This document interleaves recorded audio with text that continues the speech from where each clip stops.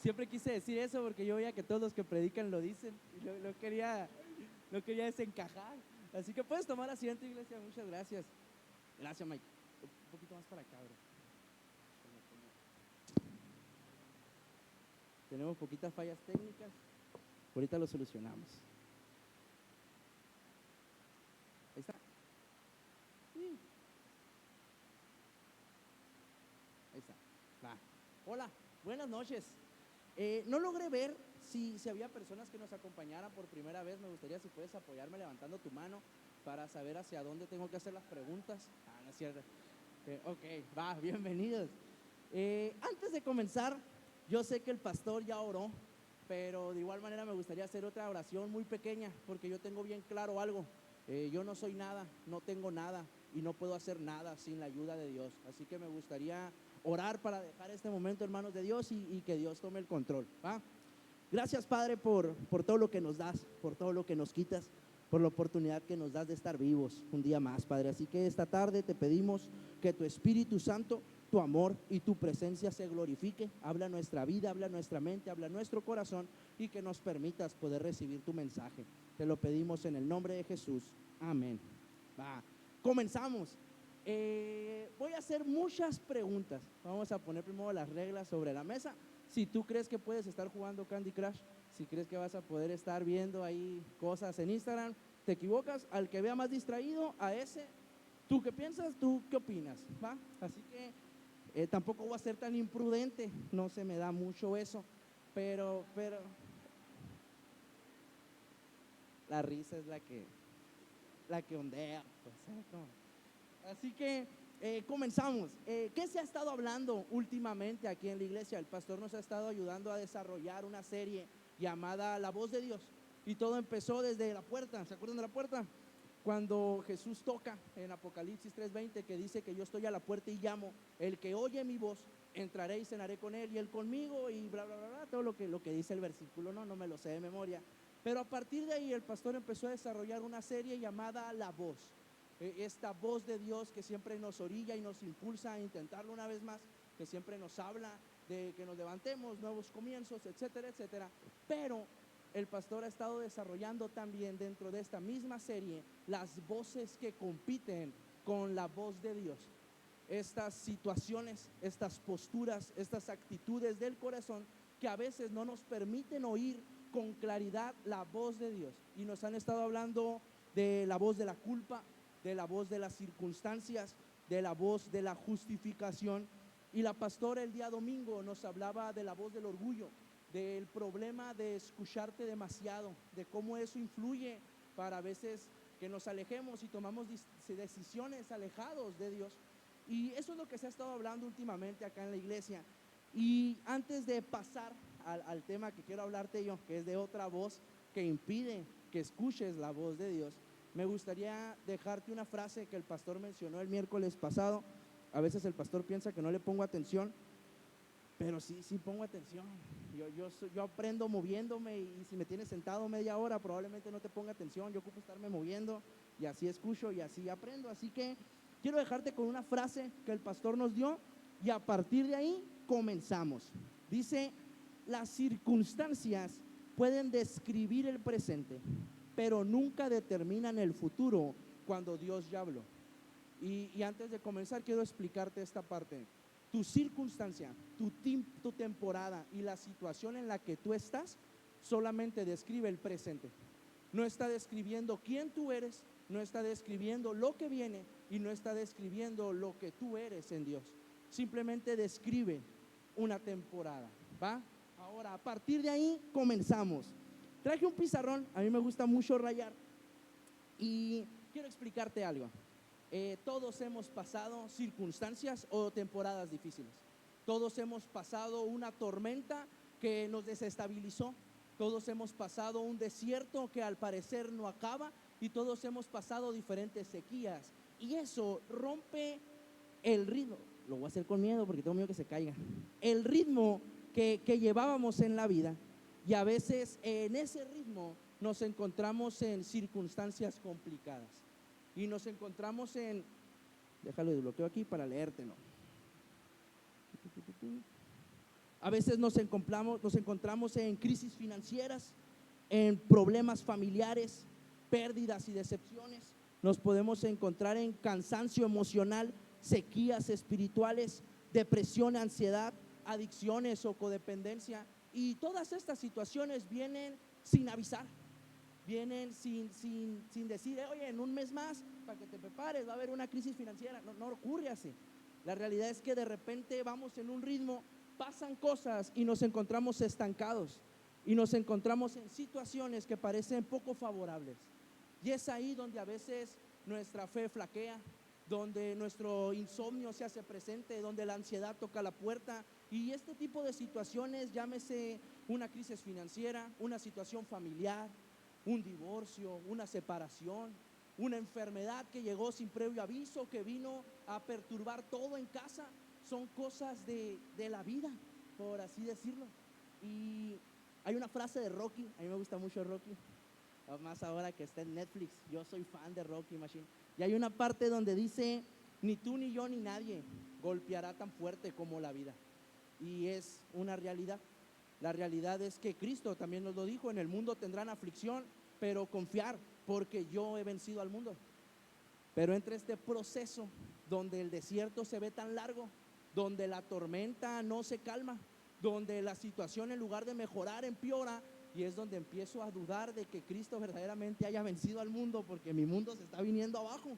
Así que es normal ese tipo de situaciones.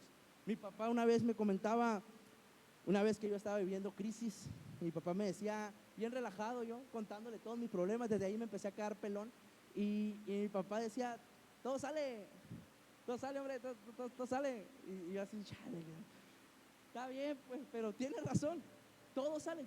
Pero hay momentos donde me encuentro aquí y no veo la salida, y no veo la puerta, y todo está golpeando tan fuerte, y al parecer es una tras otra, y ya llevo en esta temporada 1, 2, 3, 4 meses, un año, ya llevo 1 año y medio en este proceso.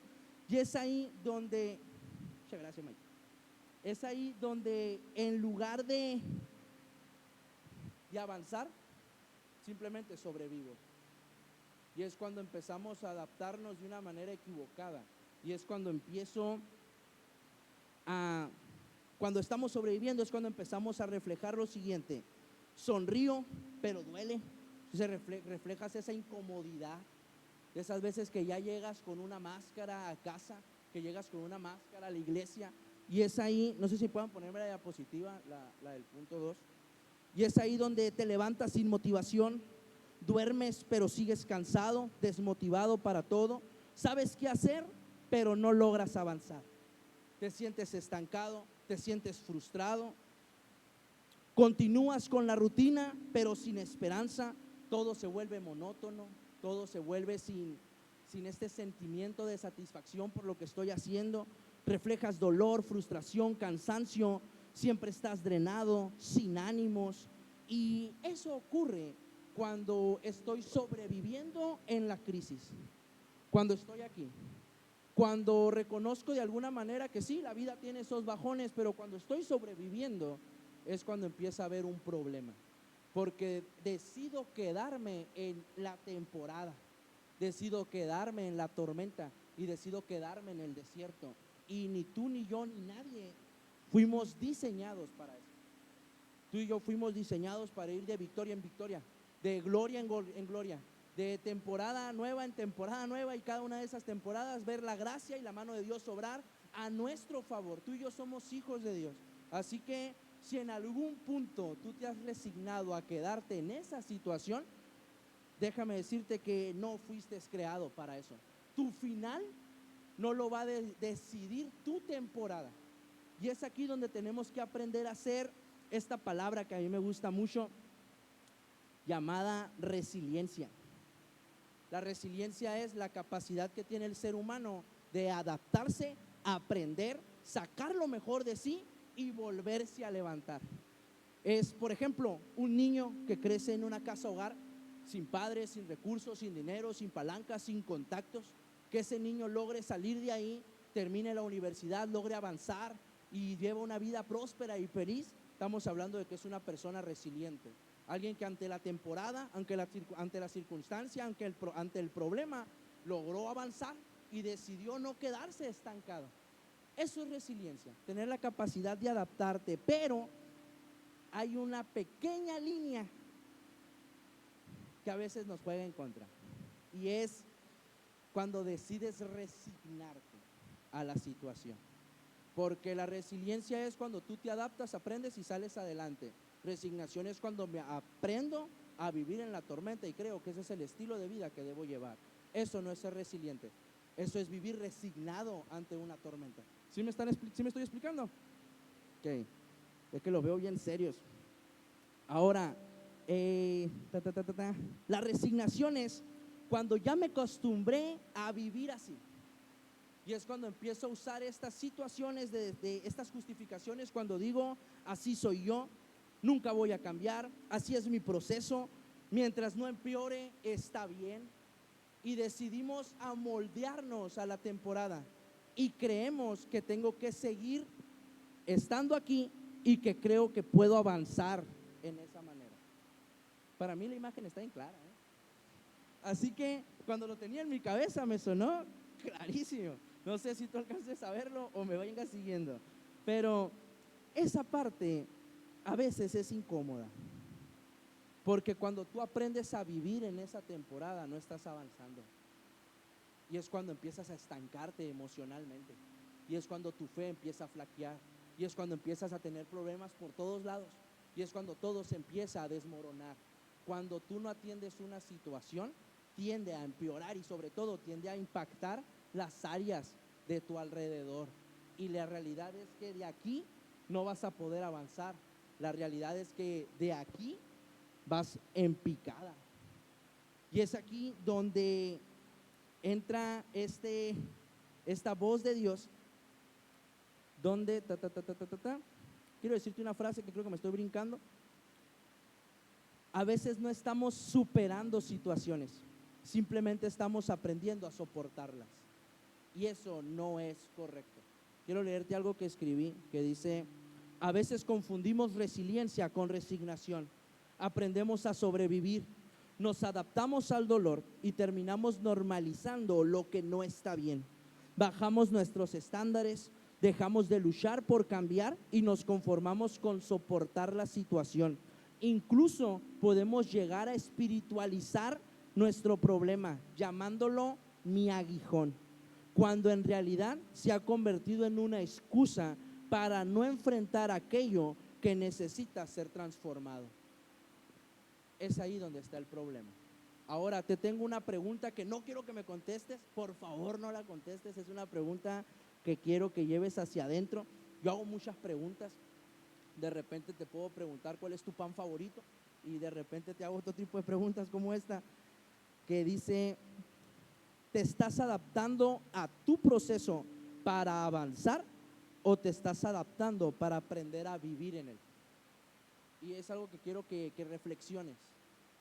El proceso que estás viviendo, la temporada en la que ¿estás aprendiendo a adaptarte y a sacar lo mejor de ti para avanzar, o para mantenerte en esa temporada y sobrevivir? Pero también escribí otra: ¿qué situaciones o circunstancias en tu vida no te están permitiendo avanzar? Y con esta viene otra pregunta que tampoco quiero que me contestes. Es de un autor, un psicoterapeuta de Estados Unidos llamado Frederick Wolverton, y él en su libro Liberados, que habla sobre adicciones, centros de rehabilitación, etcétera, etcétera, hace una pregunta que a mí me ha confrontado mucho: ¿qué estás haciendo a escondidas? ¿Qué es eso que haces que no quieres que nadie vea, que nadie se entere, porque de alguna manera sabes que te va a generar problemas? ¿Qué es esa circunstancia o esa situación, ese hábito, eso que miras en internet, esa persona con la que hablas a escondidas? Porque probablemente eso te sigue teniendo estancado aquí, porque todo lo que tú hagas en lo oculto tiende a enfermarse.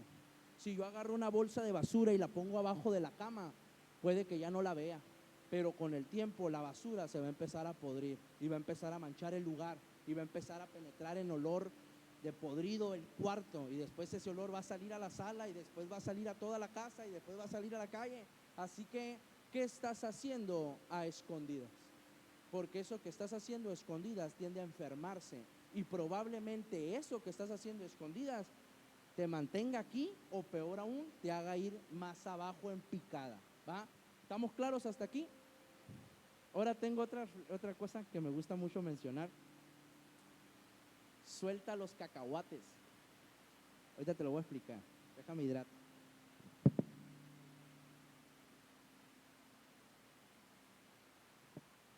Suelta los cacahuates. ¿Has visto los changuitos capuchinos? El que sale en la película de Piratas del Caribe o en la película de ¿Qué pasó ayer? ¿Sí lo ubican? Es un changuito chiquito acá, cafecito así, chiquito. Pues ese changuito en especial es muy escurridizo y no pesa. Así que si le ponen una trampa al momento de cazarlo, como es muy chico, es muy frágil y no pesa, se lastima, y pues de esa manera no lo pueden vender, etcétera, etcétera, ¿no? Así que lo que hacen es que pues al momento de quererlo atrapar se les iba el changuito. Así que lo que hacían es que en la tierra hacían unos hoyos y ponían unas botellas y hacían todo el ruido posible, porque este changuito buscaba a ver qué están haciendo ahí. Y al momento de poner las botellas, al fondo de la botella le ponían unos cacahuates, y el changuito mete la mano de esta manera en la botella, y cuando agarra los cacahuates quiere sacar la mano, y el cuello de la botella no le permite, porque la botella ya está atorando, pues, ¿no? Y es cuando el changuito empieza a gritar, empieza a hacer ruido, llegan los cazadores, lo agarran y se lo llevan. ¿Sabes qué es la parte que a mí me gusta de esa pequeña reflexión? Es que no hay ni pegamento, ni cuerda, ni nada que prohíba que el changuito escape. La realidad es que lo único que el changuito tiene que hacer es soltar los cacahuates, y de esa manera puede empezar a ser libre. ¿A qué voy con esto? A veces tú y yo estamos aquí no porque la vida haya dado sus vueltas, no porque las circunstancias o la temporada se haya hecho presente. A veces estoy aquí porque no suelto los cacahuates y sigo atado a esa relación tóxica, a esa actividad enfermiza, a ese hábito enfermo, y sigo atado a esa situación que me mantiene aquí. La realidad es que muchos de nosotros no es que estemos en temporadas o en procesos difíciles, es que he romantizado tanto mi proceso y mi temporada que he decidido quedarme ahí. Y a lo mejor Dios ya ha llegado a tocar tu puerta, a decirte: hey, aquí estoy, levántate, tengo una nueva identidad para ti, tengo un nuevo tiempo para ti, quiero hacer cosas nuevas en ti, pero tú sigues agarrando los cacahuates. Así que esta es la otra pregunta: ¿cuáles son tus cacahuates? ¿Cuál es ese hábito, esa situación, esa conducta a la cual sigues aferrado aún sabiendo que te está destruyendo? ¿Sí me estoy explicando? Y es aquí donde entra una voz que compite con la voz de Dios para que tú avances. Y es aquí donde entra una voz que a veces nos gusta, y es una voz llamada la voz del victimismo. La clase donde te enseñan a escribir, esa no, esa me la pinté. Y vaya que sí fui a varias escuelas, estuve en 2 secundarias, en 3 preparatorias, pero está bien complicada la prepa, duré como 4 años para salir. Yo no voy a decir nada porque mi mamá se enoja. Entonces, a veces, estando en todas esas situaciones, esta voz se hace presente, porque es donde estás en esta situación, Dios te quiere sacar de ahí, Dios te confronta y te pone un gordito guapo pelón a decirte que suelte los cacahuates, pero te amacizas, pues. Y en esa parte donde te amacizas, Dios te quiere decir: hey, levántate, suelta, avanza. Pero la voz del victimismo suena más fuerte que la voz de Dios. Y es aquí donde te tengo una pregunta, donde me gustaría que al estilo del sabadazo fueran contestando así, gritando. Si tuvieran que decirme en una sola palabra qué es para ti victimismo, ¿qué palabra usarías? Vamos a empezar con el pastor. Adelante. Ok, ser víctima, bien. ¿Alguien más que no sea esa? Dígame. Ser negativo, bien. Jimena.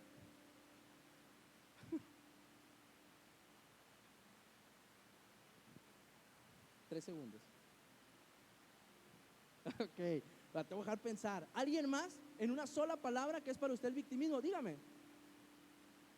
No aceptar tus errores, bien, me gusta. ¿Cuál otra? Gerardo. Justificación, bien. ¿Por acá? Lástima, bien. Leo. Pobre de mí, bien. Yo una vez, para los que no saben, yo visito varios centros de rehabilitación en la semana y este mismo tema a veces lo comparto allá.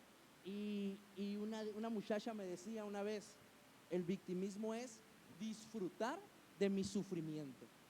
Ahí me sonó bien poético y le dije, paren todos, explícame. Le dije, sí, me dice, es que desde el victimismo yo estoy bien.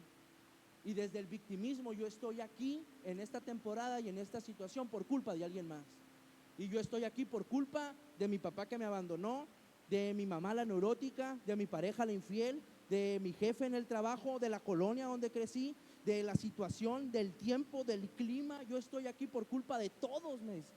Y desde esa postura yo no tengo que hacer nada, porque como la culpa es de él, el compromiso, la responsabilidad, la constancia y el sacrificio lo tiene que presentar él. Mientras tanto, yo me quedo aquí quejándome, dando lástima, esperando que las personas se compadezcan de mí, y de esa manera yo estoy disfrutando de mi situación. Y dije yo, a la torre, ¿te parece tanto a la gente allá en la embajada? Dije yo. Así que a mí la verdad me confrontó mucho lo que me decía. Y tiene razón, porque el victimismo es cómodo, porque a través del victimismo se compadecen de mí. Y ya nos parecemos a la Chabelita. ¿Saben quién es la Chabelita? La que llegaba a confesarse con el padre, que siempre estaba llorando por la misma situación. ¿Sí te acuerdas de cuál es esa? Así que a veces estamos anclados ahí. Pero el victimismo también es el mejor amigo del fracaso, porque cuando tú te anclas al victimismo, te anclas a esta situación y decides quedarte ahí. El victimismo es esperar a que alguien más haga lo que a mí me toca, es dejarle la responsabilidad a alguien más. Y es aquí donde el pastor me decía el domingo que la voz es una dirección. Y yo en mi cabeza, no, es un ruido. No, la voz es una dirección. No, estás mal, es un ruido. Y el pastor me explicaba y tiene razón. La voz es una dirección, porque cuando la voz de Dios te habla, siempre te va a invitar, siempre te va a incomodar, siempre te va a empujar a que te levantes y vuelvas a retomar el camino que tenías que haber seguido. Pero cuando escucho la voz del victimismo, no avanzo. Y cuando escucho la voz del victimismo, me quedo aquí. Pero también el victimismo es lo que nubla mi visión, porque el victimismo tiende a estar buscando culpables en lugar de estar buscando soluciones. Y a través del victimismo dejo pasar la oportunidad que Dios me da de comenzar de nuevo. Creo que eso es algo que se predica mucho aquí en casa y creo que es parte de la esencia de la iglesia. Tenemos un Jesús dispuesto a sanar, tenemos un Jesús dispuesto a dar nuevos comienzos, pero también existen personas que no están dispuestas a ser sanadas por Jesús. Ese ya es otro tema, y eso tiene más que ver con tu corazón, con las voces que estás escuchando, que con lo que Jesús quiere hacer. Cuando tú y yo vamos a la palabra, siempre vamos a encontrar un Jesús dispuesto a darte un nuevo comienzo, a restaurar, a sanar, a ayudarte a escribir nuevas historias. Pero a veces desde el victimismo llega la oportunidad y no la veo, llega la oportunidad y la rechazo, llega la oportunidad y digo, no, a mí no sé, para otro tipo de gente, yo así estoy bien. Y empiezo a resignarme a mi temporada. Y hoy quiero hablarle a tu espíritu, quiero hablarle a tu corazón y quiero recordarte que tú no fuiste diseñado y creado para estar aquí.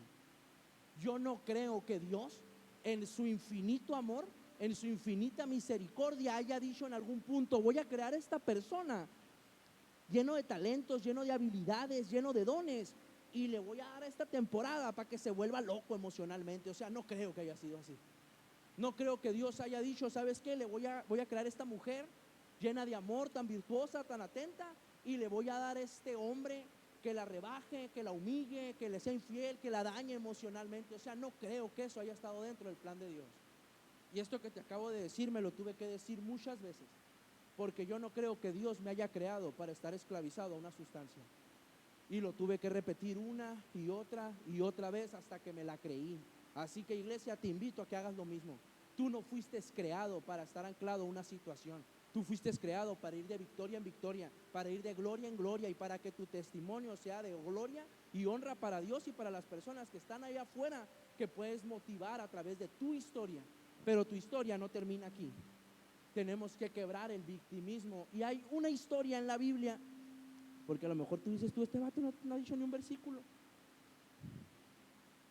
Hay una historia en la Biblia que es de mis historias favoritas. Así que si puedes acompañarme en tu Biblia para allá, porque resume perfectamente todo lo que te acabo de decir ahorita. Así que si puedes ir a Juan 5, por favor, te lo agradecería mucho. Si Carlos me puedes ayudar con el pianito, bro, por favor, para darle atmósfera acá, perrona. Puedo esperar a que llegues ahí, en lo que agarro aire, porque estoy gordito, pues no. Fui a correr ayer. El peor error de mi vida, o sea, dije yo, ¿qué estoy haciendo? Llegó un punto donde corrí, dije, ¿qué estoy haciendo aquí? ¿Qué necesidad? O sea, ¿quién? Me falta amor propio, dije, yo me amo así como soy, dije, ¿por qué tengo? No, dije yo. Lo peor del caso es que eso lo dije, el carro estaba aquí, haz de cuenta, y das la vuelta a la Sauceda así. Eso lo empecé a pensar acá. O sea, el carro todavía me quedaba lejos, pues, y pasaba la gente, yo estaba respirando acá y pasaba la gente por el lado de mí, y yo así que se iba y no, bien mal, me la pasé mal, sentía que me apretaban un pulmón por dentro. Así bien zarra, llegué, me hice 3 sándwiches, un vaso de soda. Le eché mucha lechuga. ¿Ya estás ahí? En Juan 5 y dice, después Jesús regresó a Jerusalén para la celebración de uno de los días sagrados de los judíos. Dentro de la ciudad, cerca de la puerta de las ovejas, se encontraba el estanque de Betesda, que tenía 5 pórticos cubiertos. Una multitud de enfermos, ciegos, cojos y paralíticos estaban tendidos en los pórticos. Uno de ellos era un hombre que hacía 38 años que estaba enfermo. Hasta ahí. ¿Qué nos habla la historia? Nos habla que Jesús, llegando a Jerusalén, llegó a un estanque donde se reunían todos los enfermos, los ciegos, los cojos, los paralíticos, todas las personas que tenían una situación desfavorable, por así decirlo. ¿Por qué se reunían ahí? La versión Reina Valera dice que de tiempo en tiempo bajaba un ángel del cielo y movía las aguas, y el primero que lograra meterse a las aguas iba a obtener un milagro. Así que yo me imagino que ese lugar olía como a la sala de urgencias del IMSS, o sea, como a medicina. De esas veces, yo me acuerdo que mi mamá me decía, vamos a llegar al seguro y no toques nada, y tú sentadito, y así me imagino el lugar. Pero dice que estaban todos reunidos ahí. Yo imagino a todo mundo así, esperando que el agua se mueva para el estilo Michael Phelps, un clavado y darle. Y dice la Biblia que entre todos ellos había un hombre que tenía 38 años ahí. Yo me puse a pensar y dije, esto lleva un montón de tiempo en la misma situación, en la misma circunstancia. Y me puse a pensar, a veces hago eso, a veces se conectan 2, 3 neuronas. Y dice que, y me puse a pensar cómo habrá sido el primer año de esta persona, al escuchar que hay un lugar donde puede recibir sanidad. Me imagino que el primer año llegó con dudas, llegó con expectativas, llegó con, ¿será cierto? ¿Será mentira? Vamos a ver qué onda. Y me lo imagino así su primer año. Pero después pasaron 5 años. Imagínate la escena. 5 años en el lugar de los milagros, viendo cómo todo mundo se restaura, viendo cómo todo mundo se sana, viendo cómo todo mundo comienza de nuevo, menos tú. De ser desesperante. Me imagino que a los 10 años la ansiedad, la desesperación se hacía presente, se incomodaba el vato. Bueno, será mentira todo este jale. Luego que todo el mundo aplaude, levanta las manos, estoy yo aquí, no siento nada y mi situación sigue igual. Pero después pasaron 15 años. Imagínate la escena. 15 años viendo cómo todo el mundo se restaura, viendo cómo todo el mundo es sanado, viendo cómo todo el mundo restaura su matrimonio, sale de las adicciones, cómo todo el mundo vuelve a retomar su estilo de vida, menos tú.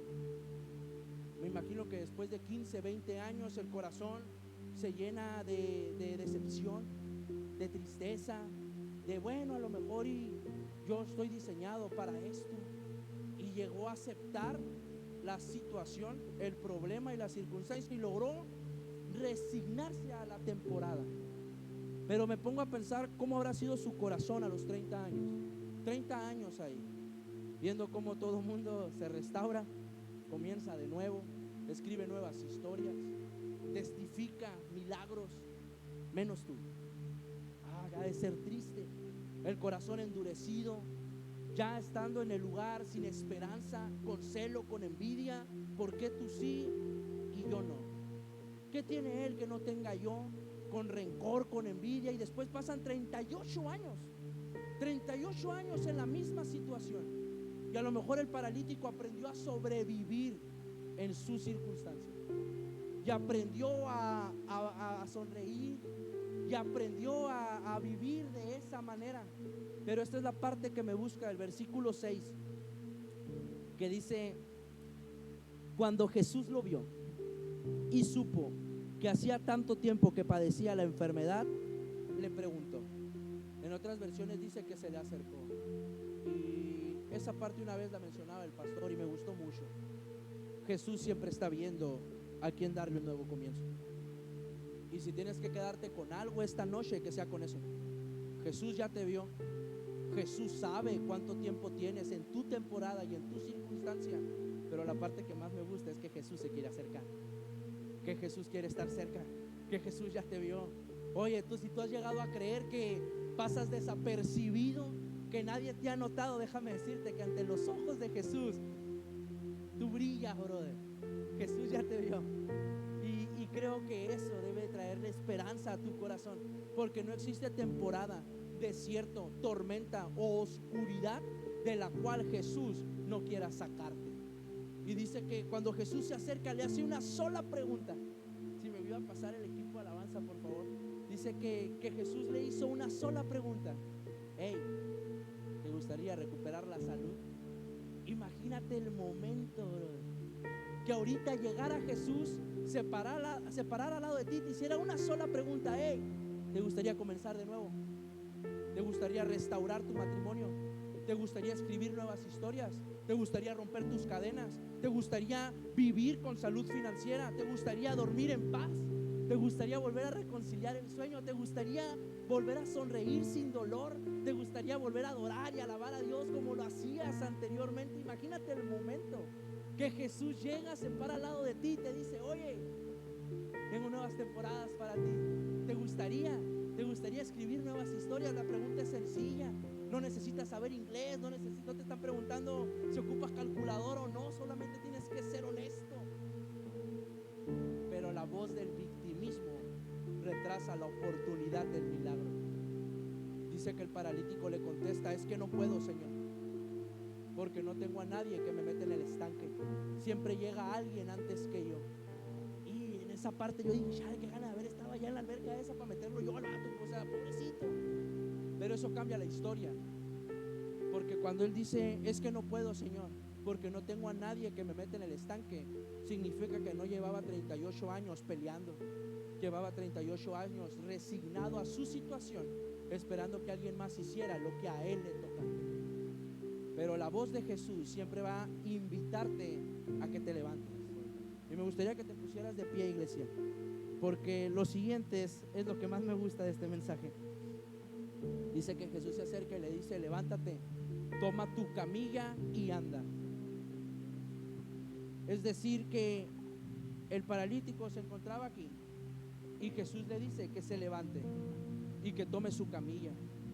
Y la realidad es la siguiente: a lo mejor tú después de esto vuelves a casa y la crisis financiera sigue estando presente, la situación en tu matrimonio sigue golpeando duro, tu inestabilidad emocional, tu carga emocional, tu ansiedad, tu depresión, tu adicción y tu codependencia a lo mejor sigue ahí.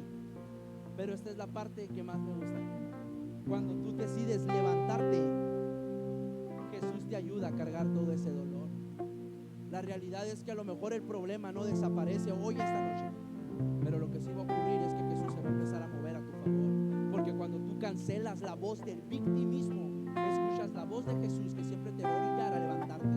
Iglesia, yo no sé cuánto tiempo lleves en esa temporada, en esa circunstancia y en esa situación. Lo que sí sé es que Jesús ya te vio. Jesús sabe la situación y Jesús quiere acercarse. Dispón tu corazón y mientras adoramos y alabamos